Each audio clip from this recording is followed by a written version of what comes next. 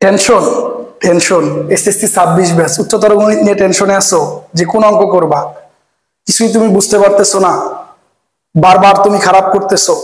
আসলে বইয়ের সবকিছু কিন্তু তোমার মনে থাকবে না পড়লেও।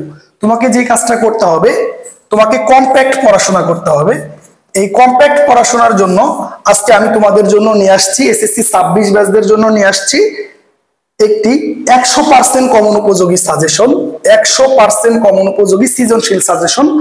এখানে কিন্তু আমি তোমাদের বোর্ড কোশ্চেন করাবো না। তোমরা যদি বইয়ের অঙ্কগুলা বেসিক থেকে সলভ না করে সৃজনশীলে যাও, আসলে কোনো কাজই হবে না, কোনো কাজই হবে না। তো আমি তোমাদের সাথে একটা গল্প শেয়ার করব, কেন আগে বইয়ের অঙ্ক করা দরকার এবং বইয়ের অঙ্ক না করে সৃজনশীল করতে গেলে কি কি সমস্যা হয় এটা বুঝতে পারবা। তো এক লোক তার ডায়াবেটিক্সের সমস্যা নিয়ে ডাক্তারের কাছে গিয়েছে। যাওয়ার পর ডাক্তার বলতেছে আপনি রাতে দুটি রুটি খাবেন। আমার গল্পটা খেয়াল করবা তোমরা, রাতে 2টি রুটি খাবেন। তো সে বলছে আচ্ছা ঠিক আছে। তো বাসায় আসার পর সে প্রতিদিন রাতের খাবার দাবার শেষ করার পর সে 2টি রুটি খাইছে। তো এরকম 3 মাস খাওয়ার পর কখনোই তারপরে তার ডায়াবেটিস যখন নিয়ন্ত্রণে আসতেছিল না, তখন সে কি করেছে, আবার ডাক্তারের কাছে গিয়েছে। তো সে বলছে যে আমি প্রতিদিন 2টা রুটি খাইতেছি কিন্তু আমার ডায়াবেটিস নিয়ন্ত্রণে আসতেছে না। তো ডাক্তার তাকে বলছে যে এবার তাহলে আপনি 1টি রুটি খাবেন। তো এবার সে আগে প্রতিদিন খাওয়া দাওয়ার শেষে রাতে 2টি রুটি খেত, এবার সে প্রতিদিন রাতের খাবার খাওয়ার আগে 1টি রুটি খেয়ে তারপরে রাতের খাবার খাচ্ছে। তো এবারও যখন তার ডায়াবেটিক্সের সমস্যার সমাধান হলো না, সে যখন ডাক্তারের কাছে গেল, তো সে ডাক্তারের উপর রাগান্বিত হয়ে এটা বলল যে আমি খাবার আগে খেয়েও দেখছি, খাবার পরে খেয়েও দেখছি, আমার ডায়াবেটিক্সের কোনো ভালো হয় না, আপনি রুটি বাদে অন্য কিছু আমাকে খেতে বলেন। তো এখন এই গল্প থেকে বোঝার ব্যাপার হয়েছে এইটা, ডাক্তার কিন্তু তাকে শুধুমাত্র রুটি খাইতে বলছিল, তো অন্য খাবার না। তো সে কি মনে করছে যে রুটিটাকে ওষুধ। তো আমরা কি করি, সিমিলার ওয়েতে এই বুকা রোগীর মতো আমরা যে কাজটা গ্রহণ করি, আমরা বিভিন্ন ভাইয়া বা বিভিন্ন স্যারের কাছে যাই যে সৃজনশীল দাগায় নিয়ে আসি। এটা আমিও জানি পরীক্ষায় সৃজনশীল আসবে, কিন্তু যদি আমাদের বইয়ের অঙ্ক ভালো মতো না করা থাকে তাইলে তো আমরা সৃজনশীল পারবো না। আমি তোমাদেরকে সৃজনশীল সাজেশন দিব, তার আগে আমি তোমাদের সৃজনশীলের জন্য সহায়ক হয় বইয়ের কমন মার্কগুলা দাগিয়ে দিব, একদম কম্প্যাক্ট করে দিব, যেটা শুধু তোমার এসএসসি নয় বরং স্কুলের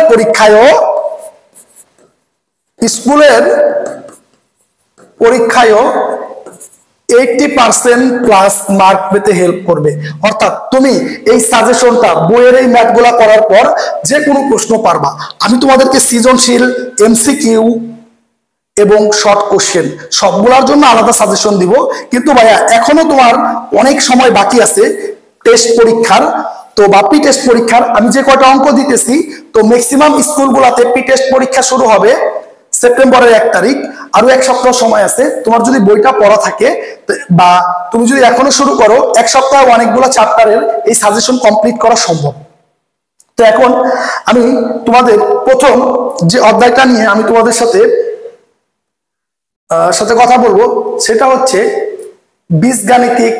বীজগণিত মানে বীজগাণিতিক রাশি।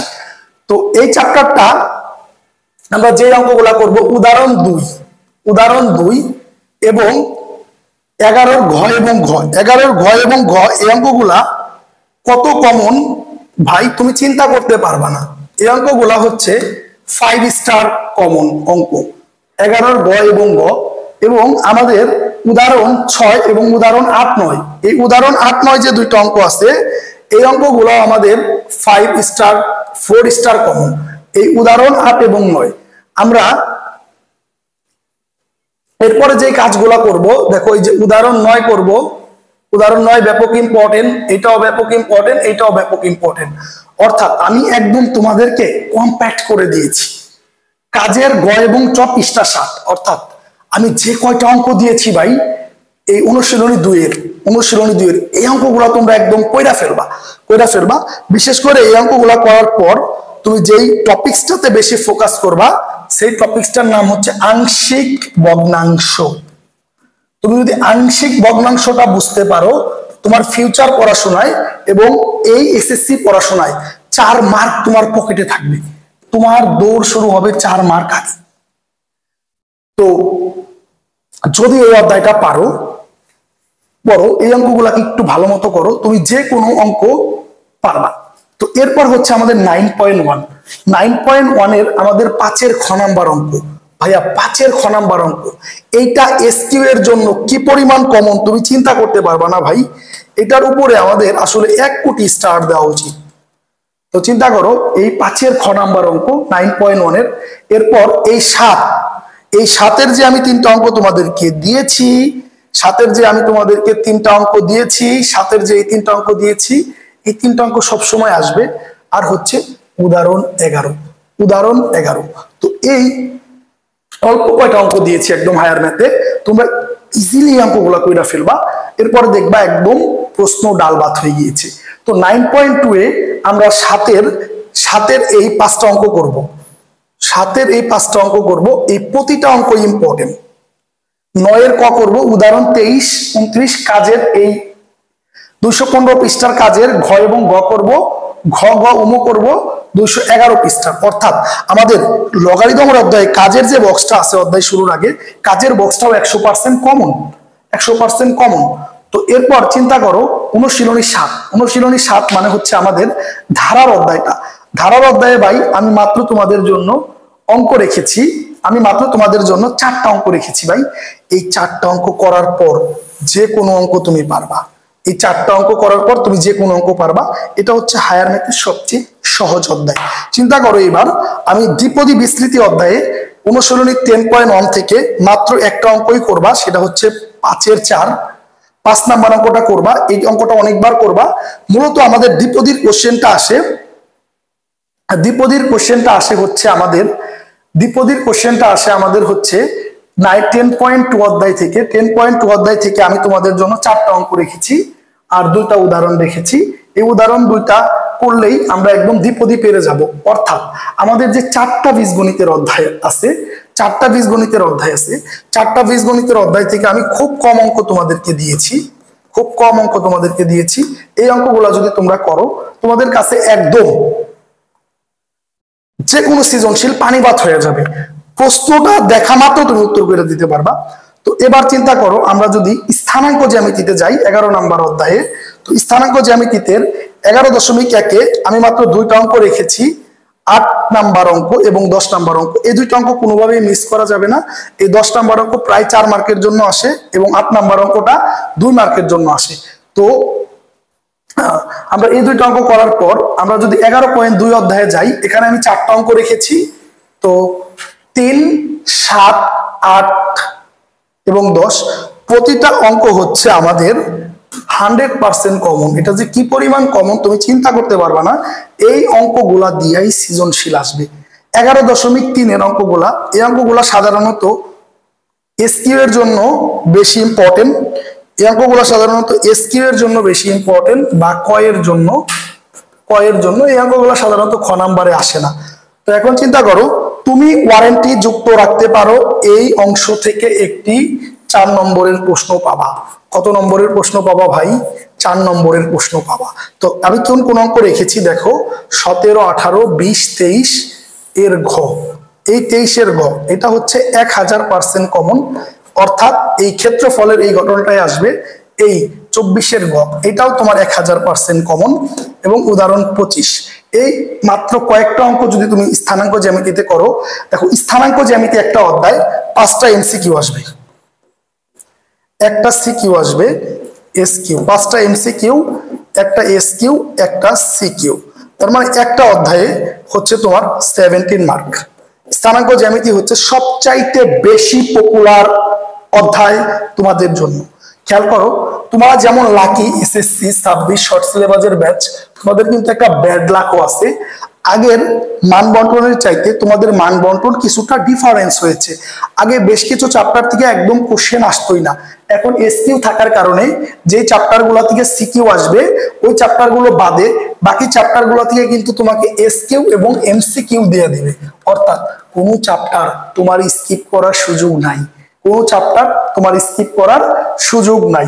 এখন আমরা স্থানাঙ্ক জ্যামিতিতে বুঝলাম। যদি এরপরে আমাদের 8.1, 8.2, 8.3 আসলে তোমাদের সিলেবাসে শুধু আছে 8.3, 8.3, 8.1, 8.2 তোমাদের আপাতত দরকার নেই। তো 8.3 এটা থেকে প্রশ্ন ডিটেক্ট করা তোমাদের জন্য কষ্ট হয়ে যাবে। তারপরেও তোমরা এই অঙ্কগুলা করতে পারো। 8.3 ওইরকম একটা ভালো অধ্যায় না, যদি পুরো অধ্যায়টা দিত তাহলে তোমাদের জন্য সুবিধা হতো। হঠাৎ করে 8.3 বুঝতে গেলে তোমাদের কিছুটা সমস্যা হবে, আর পরীক্ষাতে এই চ্যাপ্টার থেকে একটু উল্টা পাল্টা কোশ্চেন আসার সুযোগ আছে। এই জন্য এটার উপরে তত বেশি ফোকাস দেওয়া যাবে না যে এটা থেকে সিকিউ আসলেই আমি পাইরা ফেলবো, এমন কনফিডেন্স রাখাই যাবে না। তো তারপরে আমি এখান থেকে 4টা অঙ্ক দিয়ে রাখছি, এই 4টা অঙ্ক তোমরা দেখতে পারো। আর অতীতে বোর্ড কোশ্চেন গুলা গ নাম্বার কোশ্চেন গুলো এটা থেকেই হতো, কিন্তু এই পুরা 8.3 থেকে শুধু 8.3 থেকে একটা সিকিউ হওয়া অনেক বেশি টাফ। আমরা যদি পরে যাই, পরে আমাদের অনুশীলনী 14 চিন্তা করো সম্ভাব্যতার অধ্যায়। তো সম্ভাব্যতার অধ্যায় থেকে আমরা বইয়ের 7, 16, 18 উদাহরণ 8 কাজের ক 312 পৃষ্ঠা এই ম্যাথগুলা করার পর আমাদের একটা ভালো বেসিক দাঁড়াবে। আমি আবার বলতেছি বইয়ের ম্যাথ সম্ভাব্যতায় আসে না, বইয়ের ম্যাথ আসে না। আমি তোমাদের জন্য একটা সম্ভাব্যতার পুরা সিরিজ ভিডিও আকারে প্রকাশ করব, যেখান থেকেই আসলে বিগত বছর এবং এই বছরের সব কোশ্চেন তুমি সলভ করতে পারবা তোমার পরীক্ষায় আসা। এই জন্য আমরা ফান্ডামেন্টাল সূত্রগুলোর সাথে আয়ত্ত করার জন্য আমরা এই 14 নাম্বার অর্থাৎ সম্ভাব্যতার অধ্যায়টা এইভাবে করতে পারি। তো এগুলো ভালো করে করলে সৃজনশীলের উত্তর করতে পারবেন। আপনারা যদি এই অঙ্কগুলো ভাইয়া ভালো মতো করেন তাহলে 100% শিওর এই অঙ্কগুলো উত্তর করতে পারবেন। তারপর টেস্ট পরীক্ষার পর উচ্চতর গণিতের সৃজনশীল চর্চা করার জন্য বোর্ড প্রশ্নের সাজেশন দেওয়া হবে। তো এটা আমরা টেস্ট পরীক্ষার আগেই দিয়ে দিব। টেস্ট পরীক্ষার পর না, টেস্ট পরীক্ষার আগে হবে, টেস্ট পরীক্ষার আগে উচ্চতর গণিত সৃজনশীল চর্চার জন্য এমসিকিউ চর্চার জন্য আমি আরেকটা সাজেশন ভিডিও আপলোড করব। আপাতত প্রি টেস্টে যাদের যে অধ্যায় আছে বইয়ের এই অঙ্কগুলো করার পর আশা করি তোমার পরীক্ষাতে কঠিন বইলে আর কিছুই থাকবে না। এবার বলি, তোমাকে উচ্চতর গণিতে 100তে 100 টার্গেট নিয়ে কাজ করতে হবে, কারণ বেশিরভাগ যারা সায়েন্সের থেকে ভালো করে টপ স্টুডেন্ট তারাই তো উচ্চতর গণিত নেয়।